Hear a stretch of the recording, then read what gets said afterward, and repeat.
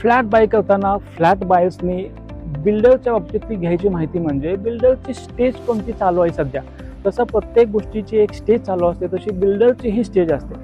Initial डेजमध्ये किंवा first फेजमध्ये जे बिल्डर आहेत ते बिल्डर खूप काळजीनं काम करतात, खूप वेळेत पोझिशन द्यायचा प्रयत्न करतात, खूप चांगल्या क्वालिटीचं पोझिशन द्यायचा प्रयत्न करतात आणि वेळेवर पोझिशन द्यायचा प्रयत्न करतात.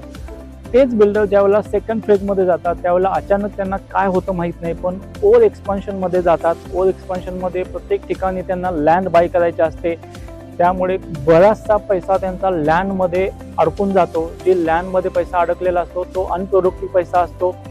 त्यामुळे एक्झिस्टिंग जे चालू प्रोजेक्ट आहेत त्या प्रोजेक्टच्या वरती त्याचा नक्कीच परिणाम होतो. प्रोजेक्ट डिले होणे, प्रोजेक्टची क्वालिटी कमी येणे, ह्या सगळ्या गोष्टी पुढे जाऊन चालू होतात. त्यामुळे प्रोडक्ट घेताना किंवा फ्लॅट घेताना बिल्डरची फेज सुद्धा समजून घेणं अत्यंत आवश्यक आहे. पुण्यामधले असे नामांकित बिल्डर आहेत किंवा होते जे सुरुवातीच्या काळामध्ये त्यांनी अतिशय चांगलं काम केलं, अतिशय चांगली क्वालिटी दिली, पण नंतरच्या काळामध्ये ओव्हर एक्सपान्शनमध्ये म्हणजे त्यांना प्रत्येक लोकेशनला लॉन्च करायचं आहे, एकाच वेळेला भरपूर लॉन्च करायचे आहेत, त्याच्यामुळे ते फसले आणि त्यांचे प्रोजेक्ट्स डिले होत गेले आणि काही काळानंतर ते मार्केटमधून गायब झाले. पण फ्लॅट ओनर जे शेवटच्या फेजमध्ये त्यांनी फ्लॅट बाय केले ते लोक बरीचशी फसलीत आणि अख्ख्या मार्केटला त्याचा इम्पॅक्ट आला.